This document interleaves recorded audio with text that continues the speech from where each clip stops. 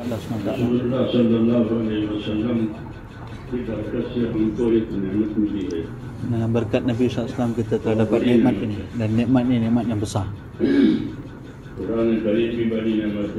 Quran adalah nikmat yang besar, dan wujudnya Nabi SAW adalah nikmat yang besar. Agama pun adalah nikmat yang besar. Allah Ta'ala telah turunkan Quran kepada kita. Anbiya alaihi salam, apa yang mereka bawa?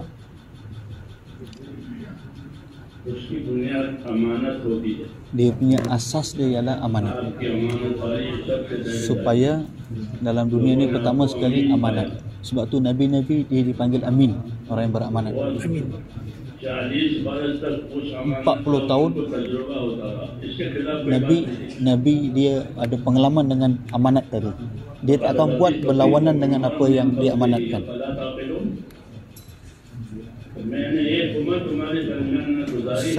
Nabi cakap apa? Aku telah lalui satu umur yang panjang di kalangan kamu. Kamu tak tengok ke aku punya amanat aku? 40 tahun.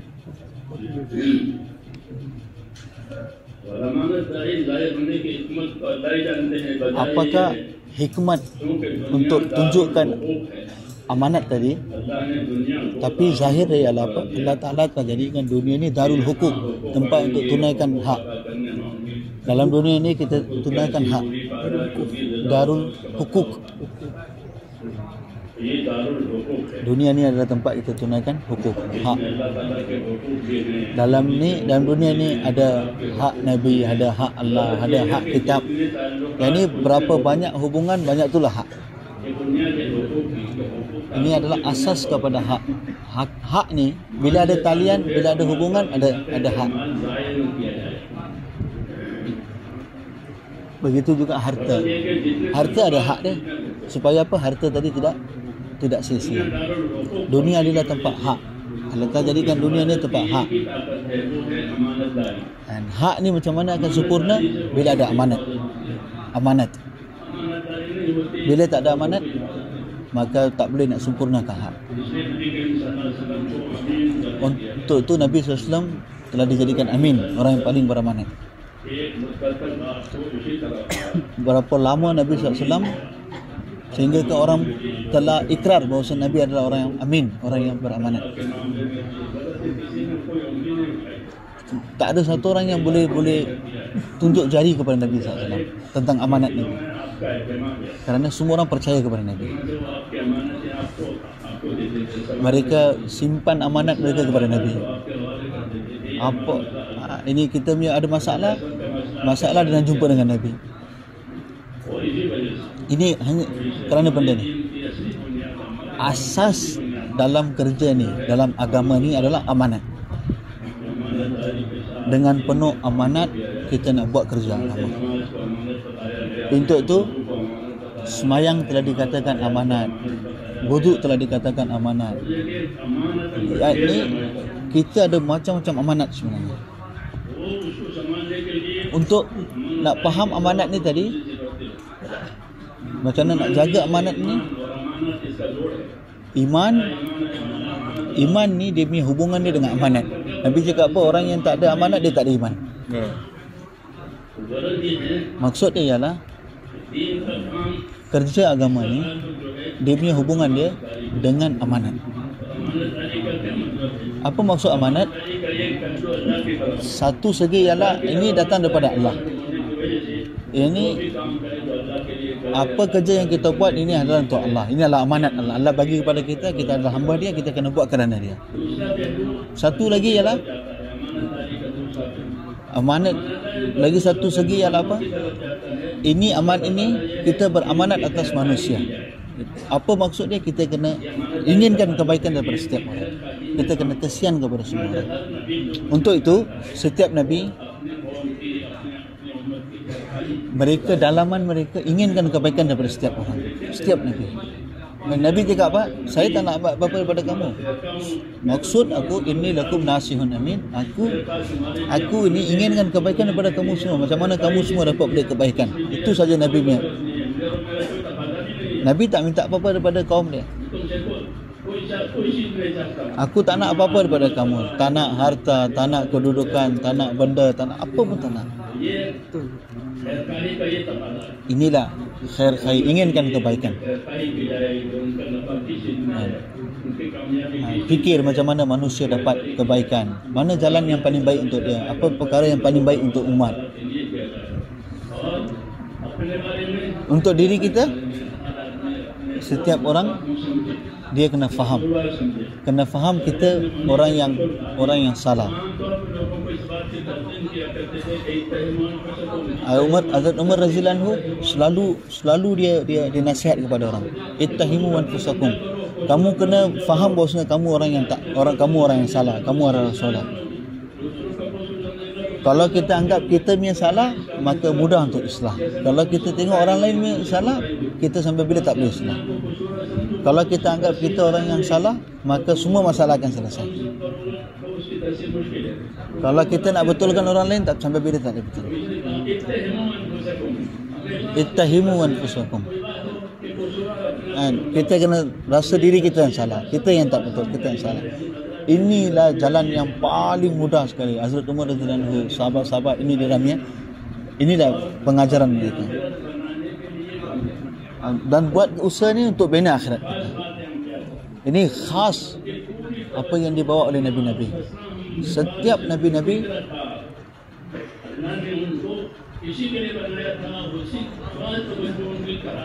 mereka punya kerja mereka hanya untuk akhirat saja. Untuk itu sama ada kita dengan Allah ataupun dengan makhluk Allah. Sahabat mereka letakkan akhirat di hadapan mereka. Inilah asal sebenarnya. Kita letakkan akhirat di hadapan kita. Orang yang paling bijak, orang yang buat persiapan sebelum mati. Dia kontrol diri dia. Dia letakkan diri dia dalam pekerjaan yang Allah suka, yang Allah redha. Inilah dakwah. Kita ikatkan diri kita dengan perintah-perintah Allah. Allah Ta'ala telah pilih untuk kita agama, dan Allah suka bila ada agama dalam kehidupan kita. Wa raditu lakumul Islam madina. Allah telah pilih agama Islam untuk kita, dan Allah suka bila agama Islam ada dalam kehidupan kita. Kehidupan kita beramal dengan agama, dengan iman, yakin, akhlak, dan inginkan akhirat. Dan setiap tanggungjawab kita sempurnakan dengan amanat. Dan sahabat mereka cakap apa? Mereka akan itaat dalam setiap keadaan. Dalam kemiskinan, dalam kekayaan. Orang tanya ke, tak tanya ke, orang dahulukan kita, orang belakangkan kita. Apa keadaan pun kita akan ditaat. Setiap keadaan. Inilah sahabat kita. Bayana ala Rasulullah SAW. Kami berbaiat di atas tangan Nabi SAW. Akan dengar, akan taat, dan susah ke, senang ke, orang belakangkan kita pun kita akan taat apa yang dia. Dan jumlah yang akhir ni paling susah sekali. Orang belakangkan kita, ini paling susah sekali. Orang tak tanya kita, tapi kerja kita nak buat. Kita nak buat untuk diri kita. Mana melasarian orang yang buat baik untuk diri dia.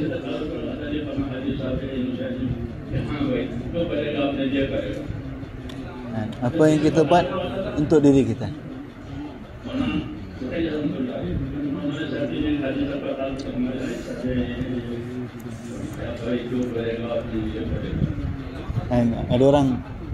Ada orang jumpa Hazrat Haji. Cakap ke Hazrat Haji, ni satu orang ni dia buat ni. Hazrat Haji pun bagi tahu, orang yang buat dia yang akan terima. Siapa yang buat apa-apa benda, dia akan terima balasan dia. Inilah sebenarnya.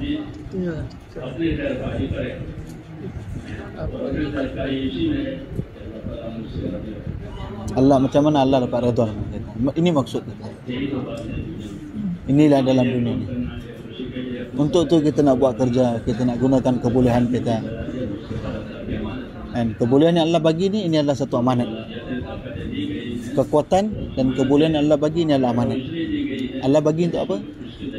Supaya melalui ini apa-apa kerja yang telah ditanggungjawab untuk kita dapat sempurnakan. Allah Ta'ala telah beri umat ini banyak kebolehan.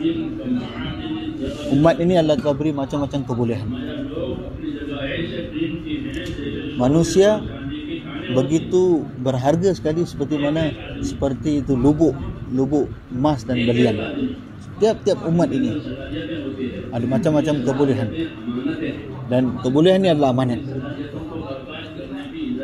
Dan Allah tak benarkan kita untuk rosakkan kebolehan ini. Gunakan pada kerja. Nah, inilah usaha dakwah ni. Macam mana umat punya kebolehan dapat digunakan pada tempat yang betul, inilah maksud kerjanya. Kalau tak, apa akan jadi? Kalau usaha tak ada, maka kebolehan yang ada dalam umat akan tertanam, akan terkubur. Untuk tu dalam usaha agama ni, kerja dakwah ni, melalui usaha dakwah ni, usaha agama ni, umat punya kebolehan dapat digunakan pada tempat yang hak. Dan macam-macam kebolehan yang Allah bagi.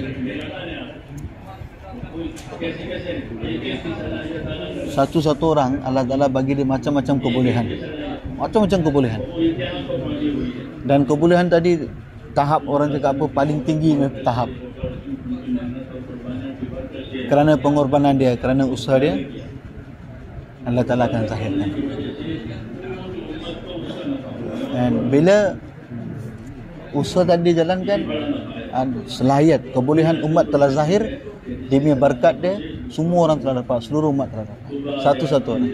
Oleh itu Nabi SAW bersabda, tuba li abdin, berita gembira untuk mereka yang mana Allah Ta'ala jadikan dia kunci kepada kebaikan. Dan kerana dia, Allah Ta'ala telah tutupkan keburukan. Inilah orang yang paling bernasib baik sekali. Berita gembira. Melalui dia khair, kebaikan dapat sebar. Inilah cara Anbiya SAW melalui dakwah mereka buat usaha. Untuk itu Nabi SAW bagi contoh ilmu dan hidayat yang Nabi telah bawa. Contoh dia seperti air hujan. Apa ilmu dan hidayat yang Allah telah beri kepada aku, contoh dia seperti air hujan. Air hujan turun daripada langit, dia turun dekat mana-mana tanah. Tanah yang mati akan jadi hidup. Dan ini orang panggil ini tanah untuk fulan kebun, ini fulan kebun, ini untuk ni. Macam-macam. Tapi air satu saja.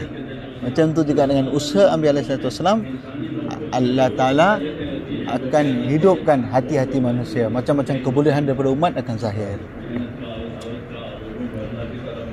And manusia punya hubungan dapat dekat dengan Allah. Kebolehan umat, satu kita keridaan Allah, satu lagi apa tanggungjawab yang Allah telah beri, dengan penuh amanat kita sempurnakan tanggungjawab tadi.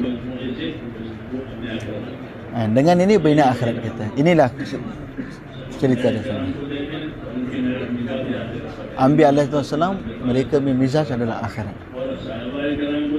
Sahabat, mereka punya pandangan pun adalah akhirat. Innama himamuna al-akhirah. Sahabat cakap apa? Maksud kita, usaha kita adalah untuk akhirat saja. Dunia bukanlah maksud kita. Dunia adalah mata, sekadar untuk kita nak lalui kehidupan kita saja. Asal ialah adalah akhirat. Kita nak pergi sana, kita tak boleh kembali balik lagi. Dunia ni tempat kita lalu. Kita lalu, setakat kelaluan saja kita buat dalam dunia ni. Ialah kau jadikan agamaku, kau binalah agamaku, dan mana dalam agama tadi tu ada kejayaan aku. Allahumma aslih li dini allati huwa ismatu amri wa aslih li dunyaya.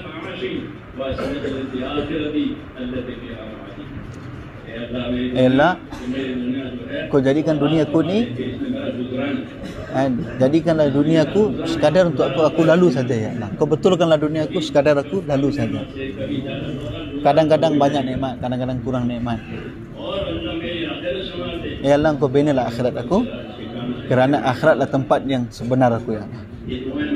Ini doa yang diminta oleh Nabi. Ya Allah, Kau binalah agama aku, yang mana dalam agama tadi Engkau telah sembunyikan kejayaan aku. Akhirat aku Engkau binalah, kerana itulah tempat aku yang selamanya. Ya Allah, Engkau hidupkan aku sebagaimana khair untuk aku. Ini doa Nabi telah ajar kita untuk ajar kepada kita, tunjuk kepada kita. Ini adalah tunjuk ajar untuk kita. Nabi dalam dakwah dia pun dia adalah Nabi, dalam doa dia pun adalah Nabi. Doa pun Nabi, doa pun adalah Nabi. And bila kita ada apa-apa keperluan, Nabi telah ajar kita doa. Untuk apa Nabi ajar kita doa? Bila ada keperluan, kita boleh minta dengan Allah. Inilah kerja Nabi. Ajib, Ajib,